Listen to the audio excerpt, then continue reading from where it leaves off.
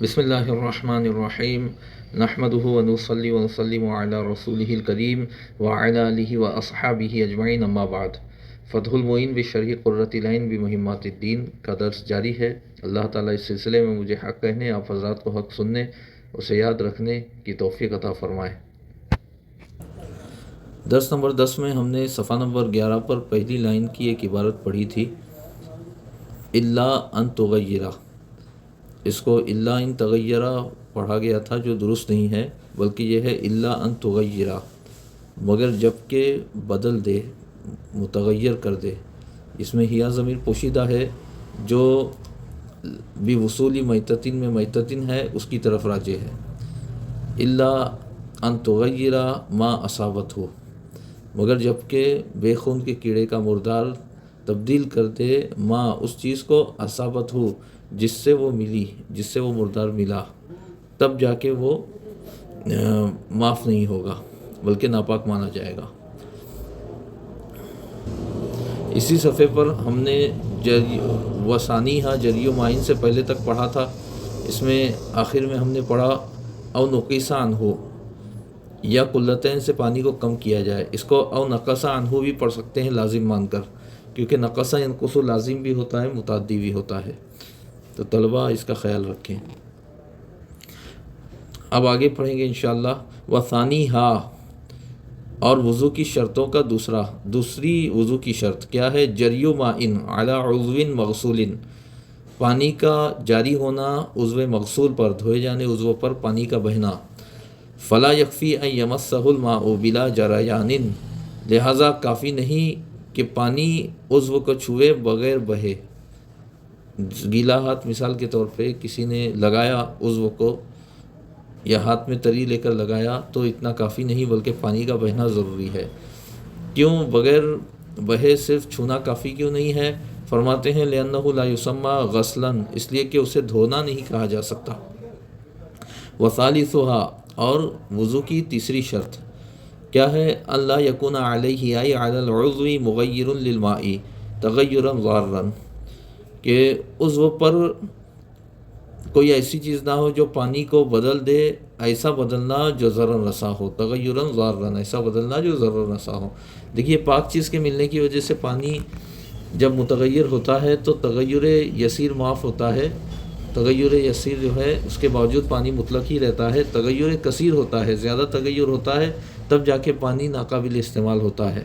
تو اسی طریقے سے اگر عضو پر کسی نے ہلدی لگائی ہے یا زعفران یا سندر اس طرح کی چیزیں لگائی ہیں یا صابن لگایا ہے، اور پانی جیسے ہی عضو پر ڈالا گیا اور عضو کے کانٹیکٹ میں آتے ہی پانی متغیر ہو گیا، تو اب تغیر ہونے کے بعد پانی جہاں جہاں بہے گا وہاں وہاں کا حدث پانی دور نہیں کر سکے گا۔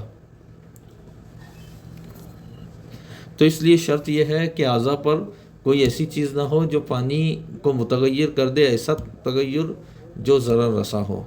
کہ زعفران و سندل، جیسے کہ زعفران اور سندل، یہ اگر اعضاء پر ہوں اور پانی ان پر ڈالیں اور یہ پانی کو متغیر کر دیں، مثال کے طور پہ پانی کے رنگ کو بدل دے یا بو کو بدل دے یا مزہ کو بدل دے، تو یہ تو اس طریقے سے پھر اس پانی سے، بدلے ہوئے پانی سے وضو نہیں ہوگا۔ تو وضو کی شرط ایک یہ بھی ہے کہ اعضائے وضو پر کوئی ایسی چیز نہ ہو جو مغیر ماء ہو۔ پھر اس کے بعد آگے فرماتے ہیں خلافاً لجمعین، برخلاف علماء کی ایک جماعت کے، جنہوں نے یہ کہا کہ نہیں، اگر عضو پر کوئی پاک ایسی چیز ہے کہ پانی جس سے ملنے کے بعد متغیر ہو جائے، تو بھی انہوں نے کہا کہ وہ پانی متغیر ہونے کے بعد بھی جہاں جہاں سے بہے گا وہاں کا حدث لیتا چلے گا، مگر یہ ضعیف قول ہے۔ راجح قول وہی ہے جو پہلے بیان کیا گیا۔ ورابعھا، اور وضو کی چوتھی شرط ہے اللہ یکون علی العضو حائل بین الماء والمغسول،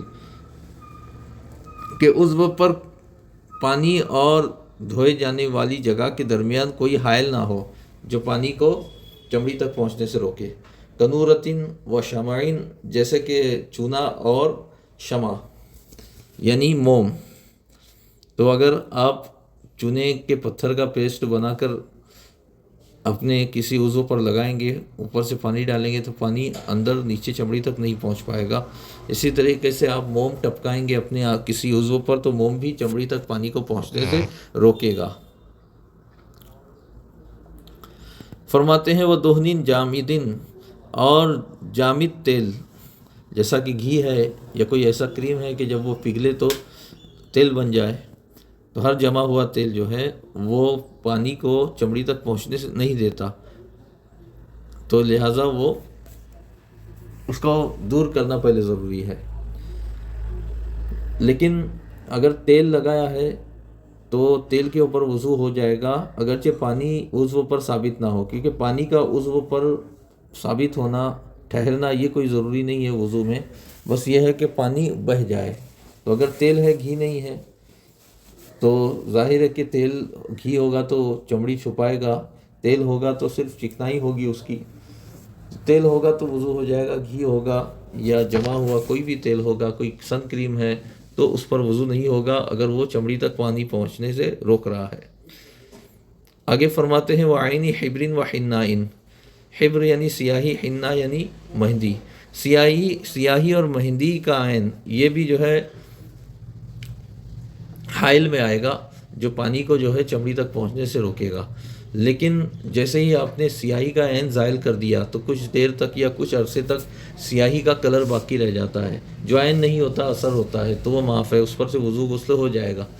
اسی طریقے سے جب مہندی عورتیں مہندی لگاتی ہیں تو اس کے بعد عین مہندی کو دھوتی ہیں، اور اب اس کی چمڑی پر کوئی عین مہندی نہیں ہوتی، مگر اس کے باوجود بھی اس کی چمڑی پر جو ہے مہندی کا اثر باقی رہ جاتا ہے، جس کو ہم رنگ کہتے ہیں، رنگ حنا، مہندی کا اثر رہ جاتا ہے۔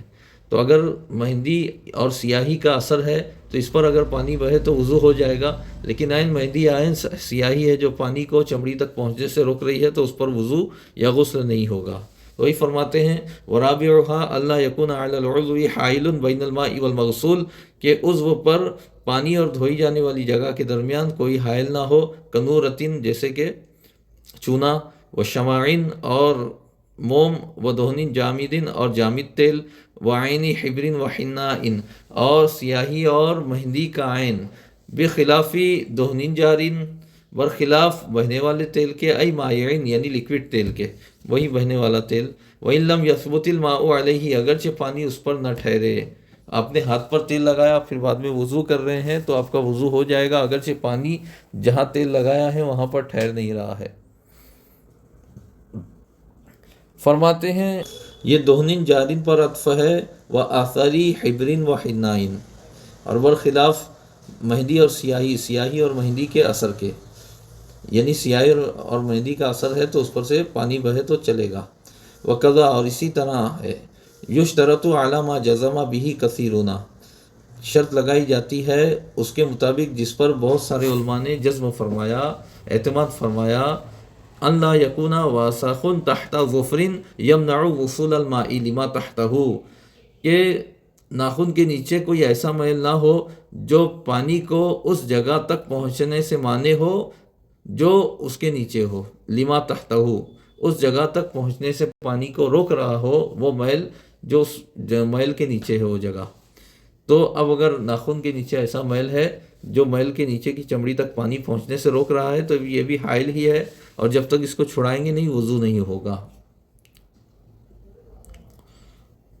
خلافاً لجمعین برخلاف علماء کی ایک جماعت کے، علماء کی ایک جماعت نے کہا نہیں، میل جو ناخن میں ہوتا ہے وہ معاف ہے۔ منہم الغزالی والزرکشی، ان علماء میں سے امام غزالی اور امام زرکشی ہیں، وغیرہما اور ان دونوں کے علاوہ ہے۔ وَأَطَالُوا فِي تَرْجِيحِهِ اور اپنے قول کی ترجیح میں طویل کلام کیا ان علماء نے۔